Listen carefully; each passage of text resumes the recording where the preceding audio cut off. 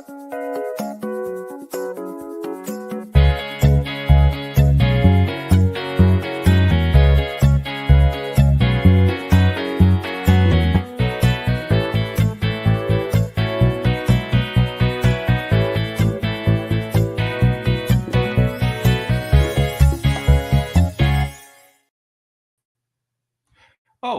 I should move this over here.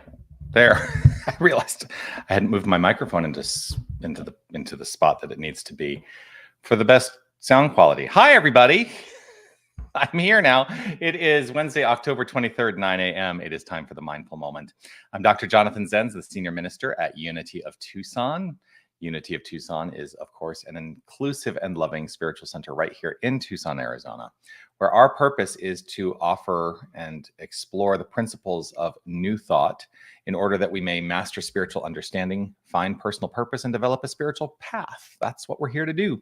And whether you're watching live or on the replay on this Mindful Moment, please do post a comment. Let me know that you're here. I always love to see those comments come through. And I will offer my reminder, which is to say this: you are love, you are light, you are life, you are magnificent, and you are divine. And I'm so grateful that you are shining your light of magnificence and divinity. Keep shining, spread that all over the place. Yes, so today on the Mindful Moment, I'm kind of in a thing. What does that mean? I don't really know what to talk about today. So maybe it'll be one of those. Actually, today it's going to be one of those days. So I just reached back and I grabbed my handy dandy Science of Mind. Today I wanted to do something from Science of Mind. I'm just going to turn randomly to a page and see and see what comes up, what wants to be read. So I just took this paragraph. I'm taking this paragraph in. No man, no person. I'm gonna work on gender inclusive language as I read this, to let go of the gendered language, which was the style of the time when this was written in 1938. No person has ever plumbed the depths of either the conscious or the subjective life. In both directions, we reach out to infinity, and since we cannot encompass infinity, we shall always be expanding and always enlarging our capacity to know and to experience. Ooh, I love this. So frequently what you hear me talk about is that there's always more in the infinite, right? We can never experience the wholeness of the infinite because it's infinite. There's no limitation to it simply is all there is. And we are aspects of the infinite. We are individualizations of the infinite. But as we do our spiritual work, there's always room for more. There's always room for growth. There's always room for evolution. That's what I love. That's what I think about in terms of spiritual evolution, that there's always something more to be known.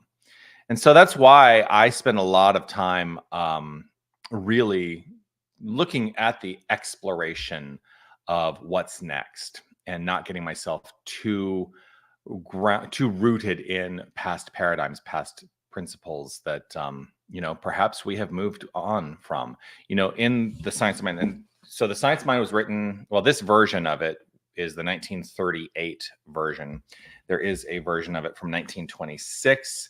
This was revised and expanded and changed quite a bit from that 1926 version. The 1926 version, just so you know, you can find, it's in the public domain. You can find it all over the place, various different people who have published the Science of Mind. But this is the one that, most ministers use, is the 1938 version. The reason I say that is because from 1926 to 1938, there is an indication of Ernest Holmes' evolution in spiritual thought.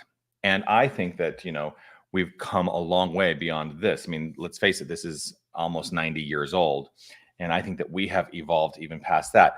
Ernest Holmes also evolved in his own thinking throughout his life. And he, this is an anecdote that I've never seen I've never seen the actual proof that he ever said this, but this is an anecdote that goes that goes in the circles of ministry and everything, and we sometimes bring this up. But Ernest Holmes is purported to have said that if you're still studying this book in 100 years, that you did not understand what he was trying to get at. I mean, think about that. And this is one of the primary texts of the New Thought movement, and we're still studying it. And here's why I still like to go to it. There is something that sparks in me. There is something that sparks in me when I read it. And so what I'm not going to do is take it all for granted. I'm going to question what I read and also allow myself to be on the journey of greater exploration. In Lessons in Truth, there's a thing that and this is even older, H. Emily Cady. This is an older text, but there's a thing that she offers. It's very funny. I'll see if I can find it here. She essentially says in this book at one point, she says, you cannot learn anything by reading books, that it's really the soul's journey that invites us into greater understanding. So what do you know? In what ways can you consider the evolution of your own mind, your own consciousness?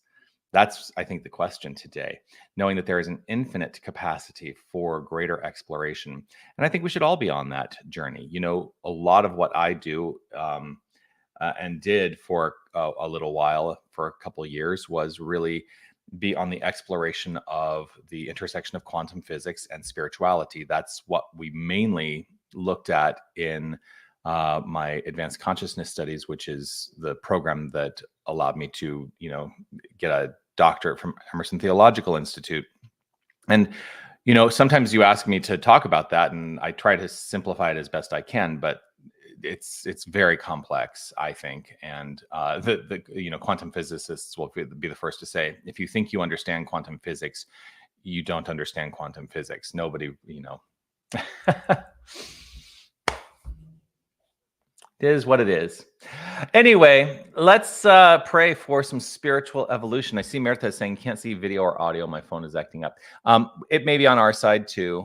We've had a little bit of an issue with our internet today, and I'm actually tethering this connection off of my phone. So that's where we are. But there's still a manner of connection. So let's take this opportunity to relax right where we are. If it's safe and comfortable, feel free to close your eyes. I choose to close my eyes so that I am not distracted by the limited expression of form, and I am open to the infinite causation state, that infinite inner life of thought, belief, and feeling. From this awareness, I am open to the understanding that there is a magnificent quantum field of possibility. And that's all there is. There is a quantum field of infinite possibility. And this field, this energetic field of possibility, is reactive to the manner in which we utilize our thoughts, our beliefs, and feelings. And so as I think, as I believe, as I feel, I am open to the collapse of that quantum field of possibility into an expression of actuality, an expression of form. And I know that I am in charge of the way in which I experience this form, and that I am free at any moment to shift and change my experience through my relationship to what has been created, and knowing that what has been created cannot maintain itself except with my decision to keep it maintained. So if there is something I seek to change in my life, I change my mind. I change my heart. I address the thoughts, the beliefs, and the feelings, and I know that I am empowered in changing it. And so I trust and know that there's an evolution that is unfolding, that is the truth of all creation. We are, each and every one of us, part of this infinite evolution, and there is more and more and more to know, because there is no end to the infinite. And so we are on a trajectory of greater awareness. We are on a trajectory of greater openness. We are on a trajectory of expanding consciousness. And it is all in service to a higher quality of life. And so I welcome this experience. I welcome the flow. I welcome this goodness. And I know that this is part of my life. Beyond a shadow of a doubt, I let it be. And with gratitude and appreciation overflowing from within, I simply step out of the way and allow the divine circuits to do their perfect work. For they are infinite, and I am open to the infinite. I let it be and affirm this by saying, and so it is. Amen.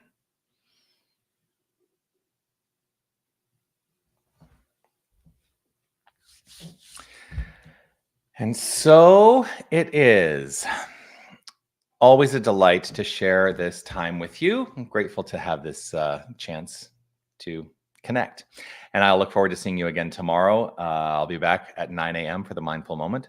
Just as a reminder, I know I've been saying this all week, but just as a reminder, I will not be on for the Mindful Moment next week, as I will be in Southern California for the Unity Southwest Region Conference. And as the chair of that conference, I'm going to be quite engaged in all of that. And I don't know that I'll have a moment to step away to even pre-record the Mindful Moment. So no Mindful Moments next week, but I am here for the rant this Friday and Friday following, 9:30 Pacific, 11:30 Central. That is Radically Affirmative New Thought with me and Reverend Steph St. Amand.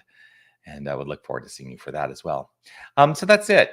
Peace and blessings to you. Keep shining your light. Make your day magnificent. I know you are magnificent, and I'm so grateful that you're shining. Keep doing that. That's it. All right. Bye, everybody.